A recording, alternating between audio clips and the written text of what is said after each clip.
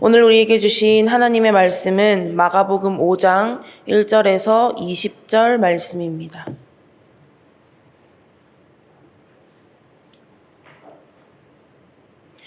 마가복음 5장 1절에서 20절까지의 말씀, 제가 한 절, 여러분들이 한 절 교독으로 보겠습니다. 제가 먼저 읽겠습니다. 예수께서 바다 건너편 거라사인의 지방에 이르러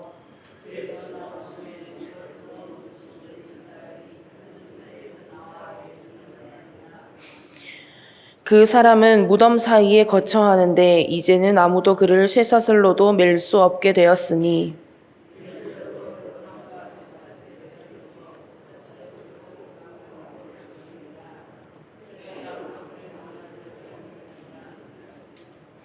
밤낮 무덤 사이에서나 산에서나 늘 소리 지르며 돌로 자기의 몸을 해치고 있었더라.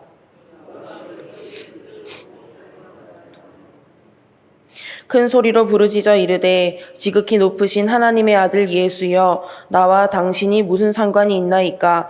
원하건대 하나님 앞에 맹세하고 나를 괴롭히지 마옵소서 하니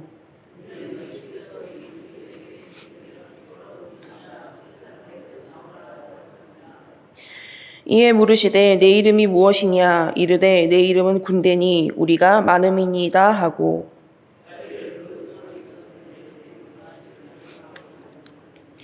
마침 거기 돼지의 큰 떼가 산 곁에서 먹고 있는지라.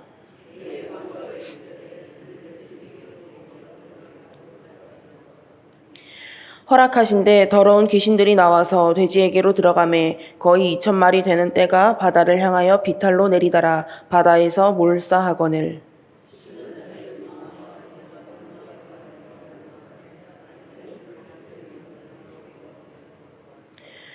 예수께 이르러 그 귀신 들렸던 자, 곧 군대 귀신 집혔던 자가 옷을 입고 정신이 온전하여 앉은 것을 보고 두려워하더라.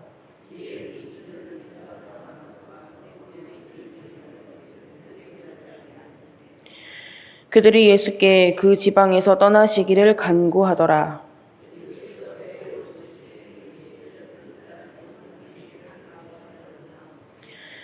허락하지 아니하시고 그에게 이르시되 집으로 돌아가 주께서 내게 어떻게 큰 일을 행하사 너를 불쌍히 여기신 것을 내 가족에게 알리라 하시니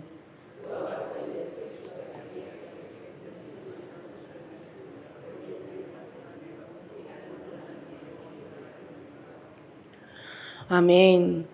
할렐루야. 오늘도 하나님의 말씀을 통해 풍성한 은혜 누리시기를 축복합니다. 오늘 본문 말씀은 우리가 잘 알고 있는 내용의 말씀입니다. 이 말씀을 통해서 우리가 깨달을 수 있는 메시지들을 함께 살펴보도록 하겠습니다. 오늘 본문 3절에서 5절 말씀을 보시면 귀신 들린 사람의 특징이 나와 있는데요. 말씀을 쭉 보시면 어떠한 특징이 있습니까? 무덤 사이에 거처한다고 합니다. 그 사람을 여러 번이나 고랑과 쇠사슬로 메어 보았지만 그때마다 그것을 다 끊고 깨뜨렸다고 했습니다. 그래서 그 사람에게 더 이상 할 수 있는 것이 없다고 합니다. 그뿐만 아니라 밤낮 상관없이 무덤 사이나 산에서 소리 지르며 다니고 돌로 자기의 몸을 해치기까지 한다고 합니다. 사람의 힘으로는 도저히 어떻게 할 수 없는 상황까지 와버린 것입니다. 여러분 한번 생각해 보십시오. 이 사람의 모습이 얼마나 비참합니까? 얼마나 참혹한 모습이었을까요? 이 사람은 더러운 귀신으로 인해서 영과 혼과 육이 병든 채로 고통 속에 살아가고 있었습니다. 우리가 여기서 한 가지 깨달을 수 있는 것은 하나님을 믿지 않고 예수님을 나의 구원자로 고백하지 않고 영접하지 않는 삶 또한 이와 크게 다를 바 없다는 것입니다. 무덤이 무엇을 의미합니까? 죽음을 의미합니다. 내가 있는 곳이 어두움의 자리고 죽음의 자리인 것을 하나님을 만나지 못하면, 예수 그리스도를 영접하지 못하면 전혀 알지 못합니다. 악한 권세에 매여 있습니다. 자유롭게 사는 것 같지만 참 자유가 없습니다. 그러나 그들의 구원은 사람의 힘으로는 어떻게 할 수가 없습니다. 그러면 어떻게 할 수 있습니까? 무엇이 답입니까? 무엇이 그 어두움과 죽음 가운데 있는 그 영혼들을 구원할 수 있습니까? 무엇이 어두움과 죽음 가운데 있던 저와 여러분을 구원했습니까? 빛과 생명 되시는 예수님만이 우리를 그 어두움과 죽음 가운데서 구원하실 수 있는 것입니다. 오직 예수 그리스도, 예수님 말고는 답이 없습니다. 그러나 귀신 들린 사람과 마찬가지로 세상은 예수님을 거부합니다. 오늘 본문 말씀에서 이 귀신 들린 사람이 예수님께 달려와서 절했다는 것은 예수님을 경배하는 것이 결코 아닙니다. 쉽게 말하면 마지막 발악을 하는 것입니다. 이 귀신도 예수님께 귀신을 쫓아내는 능력이 있음을 알았기 때문에 제발 그냥 나를 건들지 말고 이곳을 떠나가기를 간구했던 것입니다. 빌기 위해서였습니다. 그러나 이미 게임은 끝났습니다. 예수님께서 그 귀신을 향해서 그 사람에게서 나갈 것을 명령하셨기 때문입니다. 8절 말씀을 보십시오. 이는 예수께서 이미 그에게 이르시기를 더러운 귀신아 그 사람에게서 나오라 하셨습니다. 예수님의 이야기가 기록된 말씀들을 쭉 생각해 보십시오. 예수님께서는 귀신을 쫓아내실 때마다 늘 말씀으로 쫓아내셨습니다. 귀신을 쫓아낸다고 때리고 목을 조르는 것은 이단들이나 하는 것입니다. 예수님께서 광야에서 시험 받으신 것도 한번 생각해 보십시오. 늘 어떻게 말씀하셨죠? 기록되었으되, 기록되었으되, 기록되었으되. 하나님의 말씀으로 시험을 이기시고 마귀를 물리치셨습니다. 그 외에도 귀신 들린 사람들을 만날 때마다 말씀으로 그 귀신에게 명령하셨고 귀신을 쫓아내셨습니다. 예수님은 말씀 그 자체이십니다. 말씀이 육신이 되어 이 땅에 오신 분이 바로 예수님이십니다. 그렇기 때문에 예수님의 말씀에는요, 힘과 능력이 있습니다. 걸어라 말씀하시면 평생 걷지 못하던 자가 걷게 되는 것입니다. 떠나가라 말씀하시면 평생 괴롭히던 귀신이 떠나가게 되는 것이고, 일어나라 말씀하시면 죽었던 자가 다시 살아나게 되는 것입니다. 이것이 예수님의 말씀의 힘과 능력입니다. 바라기는 예수님의 말씀을 의지하여서 늘 말씀을 가까이 하고 그 말씀의 힘과 능력으로 살아갈 수 있는 우리 모두가 되기를 간절히 원합니다. 오늘 본문 말씀에 나오는 귀신의 정체는 군대의 귀신이었습니다. 그런데 여기서 말하는 군대라는 것은 말 그대로 군대 귀신이 아니라 그만큼 많은 수의 귀신들이 이 사람에게 들어가 있는 것을 표현하는 하나의 표현 방식입니다. 예수님께서는 그 귀신들이 돼지떼에 들어가는 것을 허락하셨고 귀신이 들어간 돼지들은 바다에 뛰어들어서 모두 죽게 됩니다. 놀라운 일이 벌어졌죠. 그러나 이 사건을 중심으로 극명하게 두 반응이 나뉘게 됩니다. 첫 번째는 그것을 본 그 지방에 사는 사람들의 반응이었고, 두 번째는 귀신 들렸다가 치유받은 사람의 반응이었습니다. 먼저 그 지방에 사는 사람들의 반응을 한번 살펴볼까요? 귀신 들렸던 사람이 예수님으로 인해서 치유받고 온전해졌습니다. 많은 사람들이 이 광경을 보고 이 소식을 들으면서 두려워했습니다. 그 정도가 어느 정도인지 오늘 말씀 17절을 보십시오. 그들이 예수께 그 지방에서 떠나시기를 간구하더라.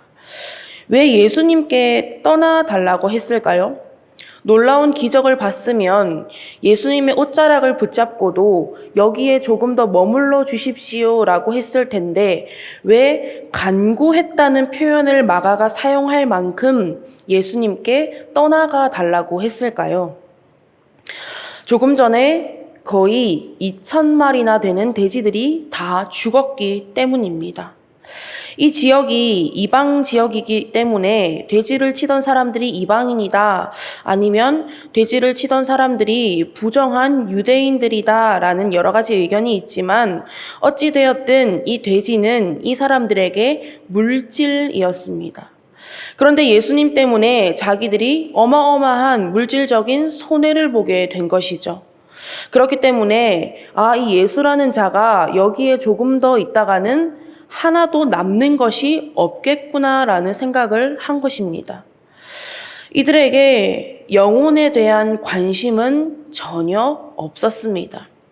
분명히 이들도 귀신 들렸던 사람이 이전과는 너무나 다른 모습을, 온전하게 있는 모습을 보았습니다. 고통 속에 있던 한 사람이 치유받고 온전해졌는데 지금 그거는 아무 상관이 없습니다. 관심도 없습니다. 오로지 자신들이 키우던 죽은 돼지들만 아까울 뿐입니다. 물론 아까울 수 있습니다. 그러나 지금 그들의 눈앞에 있는 분이 누구입니까? 빛이요 생명이신 예수님, 구원자이신 예수님께서 지금 자신들의 눈앞에 있음에도 불구하고 그들은 전혀 알지도 못했고 상관하지도 않았습니다.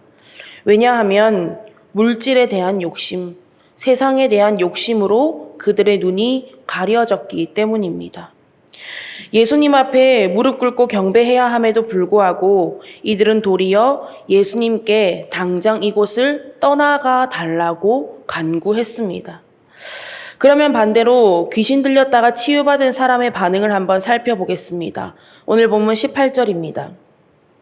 예수께서 배에 오르실 때에 귀신 들렸던 사람이 함께 있기를 간구하였으나 고통 속에 있던 자신을 구원하여 주신 예수님의 은혜에 망설임 없이 예수님을 따르겠다고 결심했습니다. 그러나 예수님께서는 이 사람에게 새로운 사명을 부여하시죠.